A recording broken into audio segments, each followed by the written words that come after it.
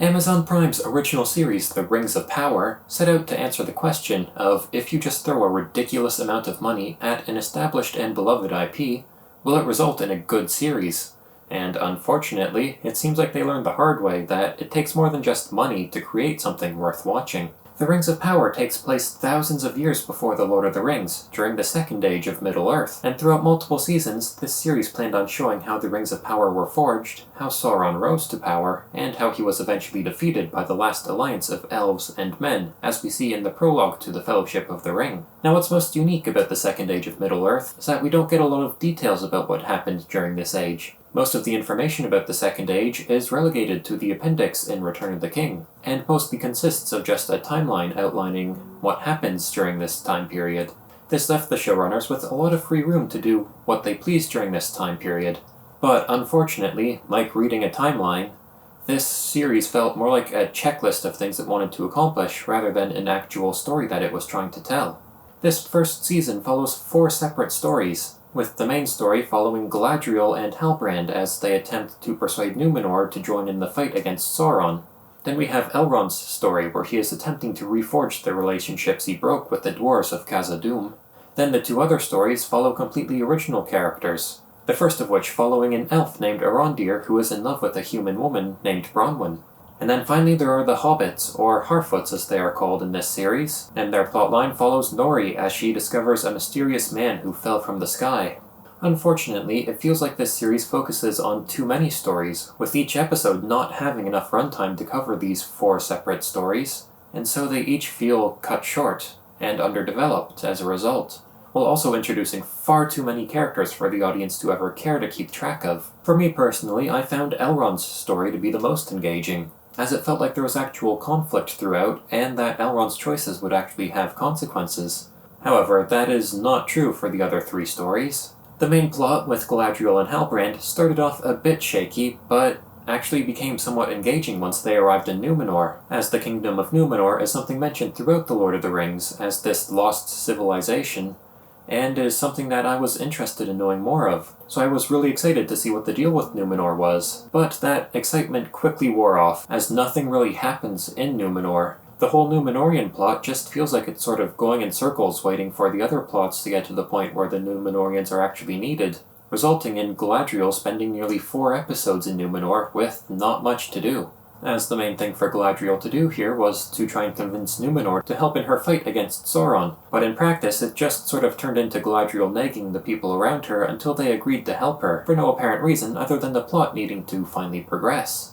The greatest flaw to splitting this season into 4 separate stories is that it doesn't feel like anything is allowed to happen in those stories until they're about to converge with the main story, at which point the characters not important to the main story are just abandoned. And without these other characters getting any sort of satisfying resolution, it just felt like a waste of time following them. Like these other stories were just there to set up for the arrival of the main plot and then forgotten about. And to make matters worse, the main plot isn't even that interesting in this series, as it is being carried by Galadriel, and her entire motivation is that she seeks revenge for the death of her brother at the hands of Sauron, leaving her entire character to be consumed by vengeance and a desire to commit genocide against the orcs and murder Sauron herself. And this resulted in Galadriel being a very flat and uninteresting character to follow. There's no real depth to her character in this season, and by the end it really didn't feel like her character had grown at all.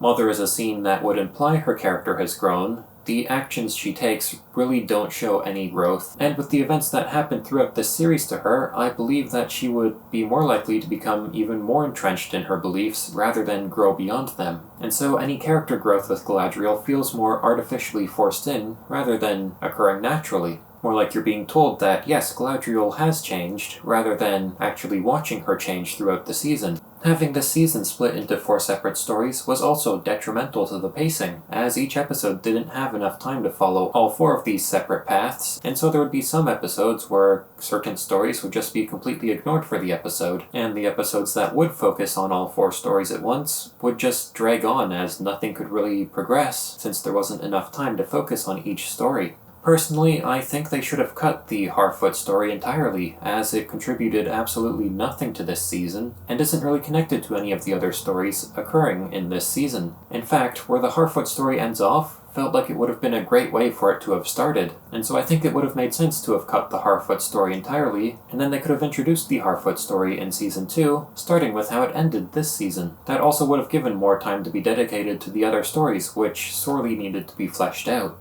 Overall, this first season felt like it was the first draft of the script being filmed, as all the characters are just sort of railroaded into where they need to be without really questioning what they're doing, and there's no real internal conflict for them to deal with. It feels more like the writers just wrote down the first thing that came to their mind to get the characters into the situations they needed them to be in, and then never went back and tried to edit the story so that it would feel more organic to get the characters to the points they're in by the end of the season. As a result, a lot of characters just end up making really stupid decisions that they really wouldn't have made if they were thinking at all, and it just makes these characters seem like they aren't real, and are just a means of getting us through the story. On top of that, this world doesn't feel alive in the slightest. There's nothing really going on in any of the towns or cities that we see, and it feels like nothing exists outside of what's happening to the main characters. There's no small world-building moments, and it just sort of focuses on the main characters, and any supporting character is there for the benefit of the main characters. The best example of this world lacking life is with Eregion, as this is the home of the elf Celebrimbor, and when we first meet him, he is wanting Elrond's help recruiting the dwarves to help him build his forge. Now, one thing that almost everyone knows about Tolkien's work, or just fantasy in general, is that elves and dwarfs never get along. So you'd think that perhaps having dwarves assist in building this forge for an elf would lead to some interesting scenarios. However, the show never gets into that.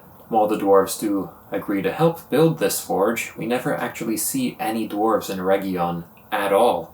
We don't see dwarves working on the forge, and we don't really see elves and dwarves interacting. I mean, what would the dwarves think of having to help elves build this forge? And what do the elves of Eregion think having dwarves in the city? We never see any of that, as the show doesn't really care to build the world at all. It would be small moments such as that would really build this world and help it feel alive, but the fact that they don't even show the dwarves helping build the forge for Celebrimbor just goes to show how little they care about making this world feel alive. And that's the same for pretty much everywhere in this show. Unless you are a main character, or are in some way helping the main character progress the plot, then you aren't really a character worth showing in this series, as this series neglects to show a lot of just the regular people living in Middle-earth at the time. I mean, one of the biggest points of conflict in the whole dwarf story is that the mines are too unstable, and that dwarves are getting injured in one of these mines. And Durin, the main dwarf that we follow, is insisting that these dwarves continue mining, and at no point do we ever actually see the dwarves injured by this, or have a moment where, say, the dwarves confront Durin and question his leadership on forcing them back into the mines. Instead, we're only told constantly that dwarves are killed in these mines and it's too dangerous, whereas it would have been far more effective to actually show the dwarves getting killed during these collapses, and perhaps have them confronting Durin, rather than just being told that dwarves are dying. Now, if there's one thing I actually have to give credit to this series for, it would be the visual effects, as all of the artists involved with this production did an amazing job of bringing Middle-earth to life in the visual department, even if this world feels empty and lifeless on the writing side of things. However, visual effects on their own aren't enough to carry a series, as I think this show has found out, and the impressive visuals quickly lose their luster, as I found myself just hoping that the story would actually begin to pick up, rather than being impressed with all the CGI. So overall, I wouldn't say I hate The Rings of Power, though I didn't like it either. It really doesn't deserve all the hate it's been getting online, though it really doesn't deserve any praise either. When it came to watching this season week to week, I was never excited to see what would happen next, but I also wasn't dreading having to watch another episode. All I felt was complete apathy for this series, like I really didn't care what was going to happen. And I think that's almost worse than hating this show, as I didn't feel anything for it. Throughout the season, I held on to the slightest bit of hope that maybe it would pick up, but I never got my hopes up. It was just, alright, let's see if anything actually happens this time. And then when nothing would actually happen, I was just left feeling empty about this series, like I didn't care about it. It's not worth getting angry over, and it's definitely not worth your time. The only way I could recommend watching this series is if you want a visual aid for what the Second Age of Middle-earth looked like. as the only thing this series succeeds on delivering is visual reference for what places like Numenor look like, as well as characters from the Second Age, such as Celebrimbor and Pharazôn. You can finally put a face to their name, and perhaps better visualize what the Second Age of Middle-earth was like. And for me at least, helps me when reading the timeline of the Second Age to sort of have faces to put to the names. As before this series, when I would see a name like Pharazôn in the timeline for the Second Age, it would mean nothing to me, but now I sort of know who the character is and what they're like, even if how they're depicted in this series is nothing like how Tolkien would have written them. So if all you want is like a visual aid of what the Second Age was like, then I could see you wanting to watch this series. Though if you're just looking for a fun and entertaining fantasy series, or hoping for something on par with The Lord of the Rings, you aren't going to find that here, and I would strongly advise staying away from this series, as it will just end up wasting your time. So just based on this first season, I really don't care whether this series gets renewed or cancelled. If it does get renewed, I hope that they learn from their mistakes and manage to tell a story worth watching. Although I seriously doubt they would be able to pull that off if they keep the current team working on Season 1, especially with how this first season ended, and the hooks they used to try and draw you into a second season was just them throwing an unreasonable amount of loose ends in the final episode and hoping it would be enough to keep you engaged, which isn't really going to be enough when your series is as boring as this first season was, as none of the payoffs this season really managed to make an impact, and just leaving a bunch of loose ends in the final episode is just going to annoy more people than make them want to watch further. At least that's how I felt while watching it, was just like, why are they trying to introduce so many more loose ends when they haven't even delivered anything worth watching in this first season? So despite all the loose ends introduced in the final episode, I really don't care if this series is cancelled either. And the main thing to take away from this first season of The Rings of Power is that throwing a lot of money at one project won't guarantee it succeeds, and that you actually need competent writers and a good story in order to engage your audience. So hopefully they've at least learned that lesson if they are going to proceed with the second season. And there you have it, my thoughts on this first season of The Rings of Power. Until next time, thanks for watching.